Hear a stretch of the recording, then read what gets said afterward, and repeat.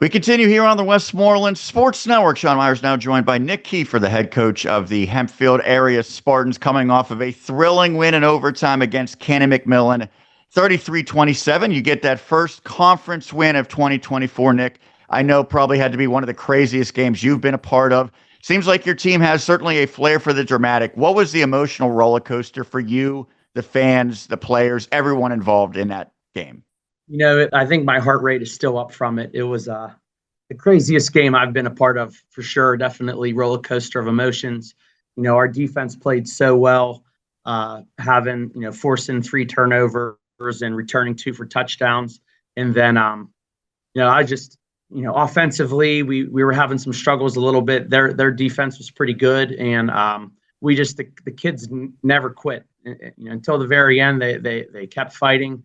They found a way to make it happen, and the defense stepped up huge again in overtime and stopped them, and we were able to score first. So it was just, like you said, roller coaster of emotions. But I think the crowd enjoyed it.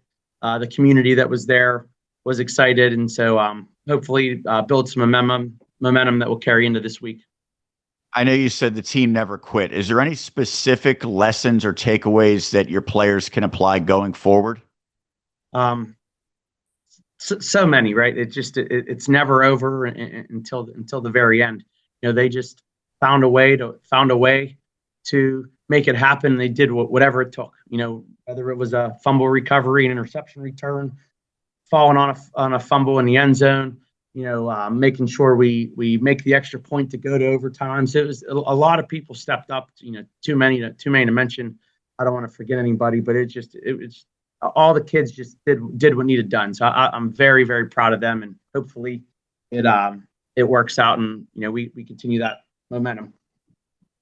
I know certainly it's not the only game that's come down to the wire this season. Your other win at Kiski area, kind of similar, maybe not quite as crazy, but it did come down to a field goal late for your team to win, and then you had to survive a late threat from the Cavaliers as well. So do you feel as though your team is, I guess, familiar and comfortable in these, late game scenarios at this point?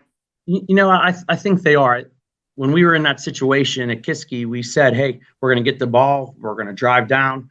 We're going to score, or Sawyer's going to win it for us. And the kids had full faith, and they believed that that's what we were going to do, and it happened. So I think when we got the ball with, around 2 minutes left against Canon-Mac, there was no, we're out of it, or this is a dream. We knew what we had to do. We went down there and we made it happen. So I was really proud of the kids, and that goes for them, being prepared to practice and taking everything seriously with what we do, throughout the week. So I think it proves what we do is working, and the kids is just building them up even more.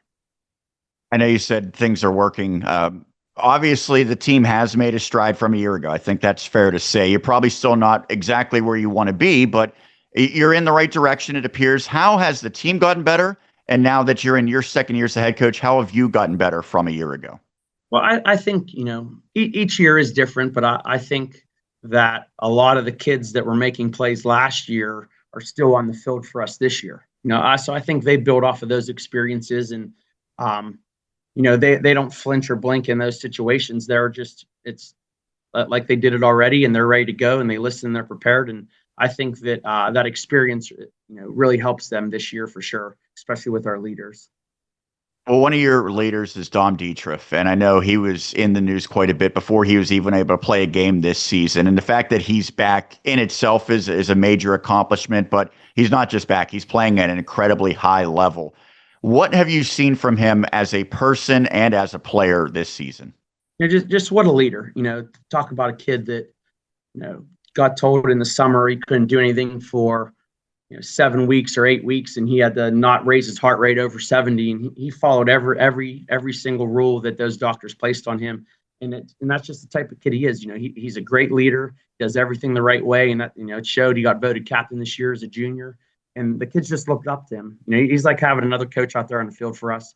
So I can't ask any more of him for the type of leader he is, and what he brings on the field for this team. I know when I talked to you before the season began, you said we might not have one go-to receiver. We might have 10 different guys. I think you have even more than 10 different guys who have at least 2 or 3 catches this season. It's got to be one of the more extensive lists in terms of how many different guys have caught a ball that I've seen in the WPIAL. So is that a good thing? I think it is, and it shows the type of relationship that Dom has with his receivers. He trusts all of them. He doesn't just look at one person. We have a lot of concepts in our pass game that kids get open, and he gives them a shot to make a play. Whether it's a full, an H-back out of the backfield, or it's our outside receivers, or it's an inside slot receiver making a play. So he gives a lot of people a chance to make a play, and those kids take advantage of their opportunities. So I was honest when people always ask me who's our go-to receiver. I can't give you one name because we have a bunch of kids that step up when they're asked to, and we have even we have some sophomores that are trying to get on the field now too that we think can make something happen with the ball. So I'm excited about our skill kids, and they put a lot of time in. It does just happen on its own. They put a lot of time in the off season, working with Dom and lifting weights and getting on the same page. So I'm happy to see them have their successes. Getting a road win in 6A is always going to be impressive, regardless of when it happens. But the fact that it came after a really ugly, lopsided loss against Pittsburgh Central Catholic probably speaks to some resiliency that your team has. How did they handle the bounce back after that rough one against the Vikings? We talk about having faith in each other and our coaches and in what we do as a program. We knew it was going to be a tough task, back-to-back weeks with NA and Pittsburgh Central Catholic, but we thought we gave a pretty good fight 2 weeks ago or 3 weeks ago against North Allegheny. Central Catholic not as much. We had some injuries. I thought that kind of hurt us a little bit, but just talking to the kids that we are a good football team, and we do the right things, and if we keep plugging away and keep doing that, good things are going to happen to you. So I was they deserve that. I was excited for them about their win at Kiski. We fought hard 2 weeks. We didn't quit against those teams, and they're ranked so high for a reason. And but we thought we competed with them, and we think we're a pretty good football team too. So for them to go on the road, like you said, it's any level of football, to get a win on the road is going to be difficult, especially when you turn the ball over. So we were very fortunate to come away with a win this last week. It just, it's just a testament to our kids that they just kept fighting and they kept believing in each other, and they did it for each other. So I'm excited for them. I'm excited for, to make sure that they keep growing as a team. And I'm looking forward to this week to hopefully take another step in that right direction on where we want to go. I would imagine it doesn't just feel like another week this week, because it is the rivalry matchup against the Norwin Knights. How much different is the environment? How much different is the preparation? And do you get that buzz around the players? I think the kids always prepare hard. The coaches are always putting in hours of film study and in the game plan. I think the fact that we know each other so well kind of amps up the how much we're preparing, because we know what they're going to do. They know what we're going to do. And, it's trying to get some things to give yourself an advantage. So I think that, amps it up a little bit. It's homecoming, coming off of a big victory. So the stadium should be rocking. We have great support from the Hempfield community, and, Norwin's right down the road. That, they have a great community as well, who will probably travel. So it should be a really nice atmosphere for the kids. And I like to say that's what high school football is about. We don't get as many of those local games as we did the past 2 years, but there's nothing we can do about that. But when you do get the opportunity, like this week, especially a homecoming where there's going to be a big crowd, for that, and it's a team right up the road, it's exciting, and I'm excited for the kids to go out there and experience that for themselves this year.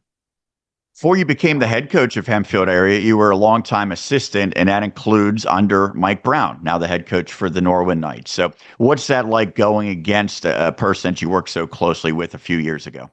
It's pretty neat. I really appreciated being able to work with Mike that 1 year. I was a freshman coach the year before that, and then once that team got eliminated, I moved up to the varsity staff, and I learned a lot from him about practice structures and some schemes and things like that. So I like all those guys, and it's pretty cool going against him, just because we have that relationship. when you look at the Knights on film, I know they got off to a great start. I was there firsthand for their win against Penn Trafford, but they sputtered a bit recently. What jumps out as far as their strengths and maybe some areas that they've struggled with? They're a good football team. To win a game in 6A, it's very difficult. So when you look at the teams they did beat, they beat two good teams, and they're big and strong. They have kids they have really good running backs. They have three kids who can take it to the house on any carry. They have receivers who catch the ball really well and are fast, and I know Tristan's hurt right now. He'll probably play against us, right? But you're looking at the Big East first team all conference QB as a sophomore last year. So I think they're very talented, and they do a lot of good things on offense and on defense. So we got our work cut out for us for sure. But it's up. We got to play sound football and read our keys and block and tackle and do our assignment. And I think some good things can happen. And to expand upon that, what else comes to mind as far as the biggest keys to victory against Norwin? I think we lucked out this last week with us turning the ball over and still coming away with a victory. So I think that's going to be the key this week, is making sure we're protecting the football. You can't give them a short field and on offense, or they're going to capitalize. They have a good defense that flies around, and we just have to take care of the football and take advantage of any miscues that they have, and make a play when you have the opportunity. I think if we take care of those things, we'll be in a good position to win the game. Well, Nick, thanks so much for taking the time to do this. We appreciate it as always, and good luck. Well, thanks for everything you do, Sean. Westmoreland Sports is great, and we appreciate everything you guys have. That is Nick Keefer, the head coach of the Hempfield Area Spartans. We'll take a quick break and continue with more after this on the Westmoreland Sports Network.